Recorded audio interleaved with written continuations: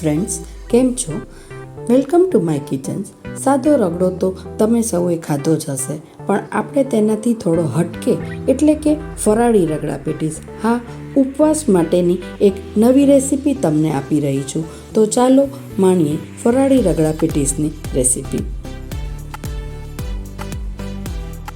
સૌપ્રથમ આપણે ફરાળી રગડો બનાવશું. તેના માટે આપણે એક પેનમાં 2 થી 3 ચમચી તેલ લેશું અને તે તેલ ગરમ થાય તે પહેલાં જ તેમાં આપણે ખડા મસાલા એટલે કે તજ, લવિંગ, મરી અને બાદિયાના ફૂલ એડ કરશું. આ તેલ ગરમ થાય તેની સાથે જે ખડા મસાલાનો સ્વાદ આવે છે તે ખૂબ જ સરસ આવે છે. એટલે આવી જ રીતે તેલ ગરમ થાય તે પહેલાં જ મસાલા બધા એડ કરી દેવાના. હવે તેમાં આપણે જીરું એડ કરશું. અહીંયા ફરાળ છે એટલે આપણે ફક્ત જીરાનો જ વઘાર કરીએ છીએ અને આ જીરું તતડે એટલે હવે તેમાં આપણે સૂકા લાલ મરચાં નાખશું.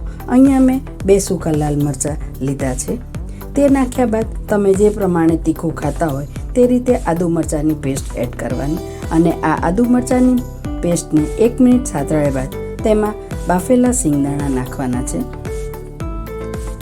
અહીંયા મેં 1 કપ સિંગદાણા બાફીને રાખ્યા છે, તેમાંથી થોડાક મેં જુદા રાખી લીધા છે.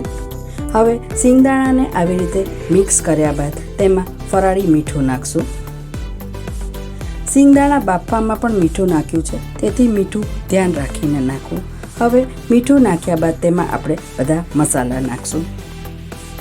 અહીંયા મેં હળદર નાખી છે, પણ જો તમે ફરાળમાં હળદર, લાલ મરચું પાવડર કે કોથમીર ન ખાતા હોય તો તે એવોઇડ પણ કરી શકો છો. હવે તેમાં અડધી ચમચી જેટલું લાલ મરચું પાવડર એડ કરશું અને હળદર અને લાલ મરચું નાખ્યા બાદ તે મિક્સ કરી અને હવે તેમાં આપણે અડધો કપ જેટલું પાણી નાખશું. અહીંયા મેં હમણાં અડધો કપ જેટલું પાણી નાખ્યું છે.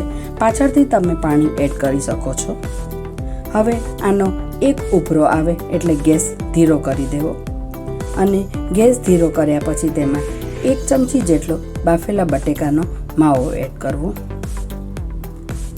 બટેકાનો માવો એડ કર્યા પછી આપણે જે સિંગદાણા જુદા રાખ્યા હતા તેને ક્રશ કરી અને તે પણ તેમાં એડ કરવાના છે. આ સિંગદાણા અને બટેકાનો માવો નાખવાનું કારણ કે આપણો રગડો થોડો જાડો થઈ જાય. હવે આ બધું બરાબર મિક્સ કર્યા પછી તેને થોડુંક ઉકળવા દેવાનું છે.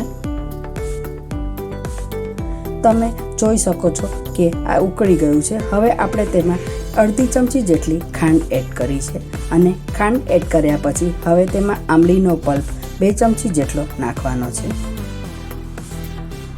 આંબલીનો પલ્પ અને ખાંડ નાખ્યા પછી તેને થોડીક વાર ઉકળવા દેવું પડશે. આપણો રગડો થોડોક જાડો છે એટલે હવે આપણે તેમાં થોડુંક પાણી એડ કરશું અને આ પાણી નાખ્યા પછી ફરીથી તેને થોડોક ઉકળવાનું. હવે આપણો રગડો ઉકળીને રેડી થઈ ગયો છે. તમે જોઈ શકો છો કે આપણો રગડો કેવો સરસ જાડો થઈ ગયો છે.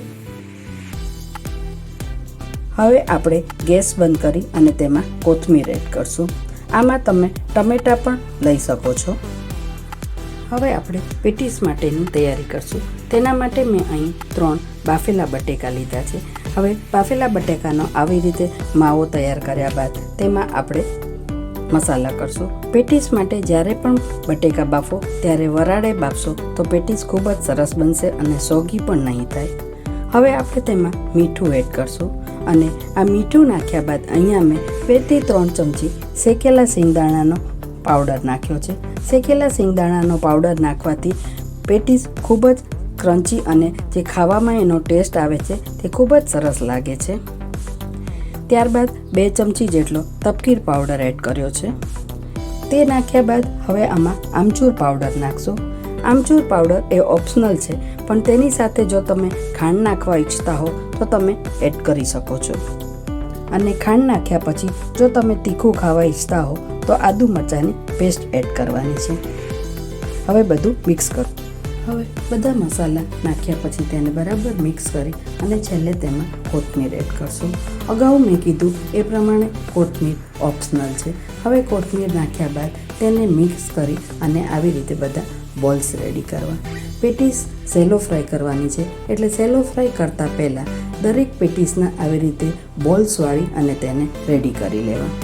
હવે આ બોલ્સ બધા રેડી થઈ જાય પછી તેને આપણે સેલો ફ્રાય કરશું. તેના માટે આપણે એક પેનમાં થોડુંક તેલ મૂકશું અને તેના માટે તમે નોનસ્ટિક ફ્રાય પેન લો તો વધારે સારું છે. હવે આ બોલ્સ બધા રેડી છે અને આ પેટીસને સેલો ફ્રાય કરતા વખતે ધ્યાન રાખવું કે એક સાથે 2 કે 3 જ પેટીસ સેલો ફ્રાય કરવી. હવે આ પેટીસને આપણે થોડા સ્લો ગેસ ઉપર સેલો ફ્રાય કરશું, તેથી એકદમ કડક અને ક્રિસ્પી થાય. તમે જોઈ શકો છો કે એક સાઈડ કેવી સરસ ક્રિસ્પી થઈ ગઈ છે. હવે આપણે બીજી સાઈડ પણ ટર્ન કરીને જોઈ લઈશું. તમે જોઈ શકો છો કે આપણી બંને બાજુ કેવી સરસ ગોલ્ડન બ્રાઉન થઈ ગઈ છે. હવે આપણે તેને એક ડીશમાં કાઢી લઈશું. આ રીતે બધી પેટીસ રેડી કરી લેવી. આપણી બધી પેટીસ રેડી છે. હવે આપણે તેને સર્વ કરશું. તેના માટે આપણે એક ડીશમાં પહેલે પેટીસ સર્વ કરવાની અને તેના ઉપર આપણે રગડો પોર કરવાનો છે. હવે આ રગડો પોર કર્યા પછી તેના ઉપર આપણે બધી ચટણી એટલે કે કોથમીરની તીખી ચટણી અને ખજૂર આંબલીની ગળી ચટણી અને તે નાખ્યા બાદ આપણે ફરાળી ચેવડો એડ કરશું. આ બધું નાખ્યા બાદ તૈયાર છે આપણો ફરાળી રગડો. ફ્રેન્ડ્સ, તો રામનવમી માટે એક સ્પેશિયલ ફરાળી આઈટમ તમને મળી ગઈ છે. તમે પણ ઘરે જરૂરથી બનાવજો અને મને તેના વ્યૂ કોમેન્ટ બોક્સમાં જરૂરથી જણાવજો અને મારા વિડીયોને લાઈક અને શેર જરૂરથી કરજો અને સબસ્ક્રાઈબ કરવાનું ભૂલતા નહીં. હવે અવનવી રેસીપી માટે મળીએ નેક્સ્ટ વિડીયોમાં. ત્યાં સુધી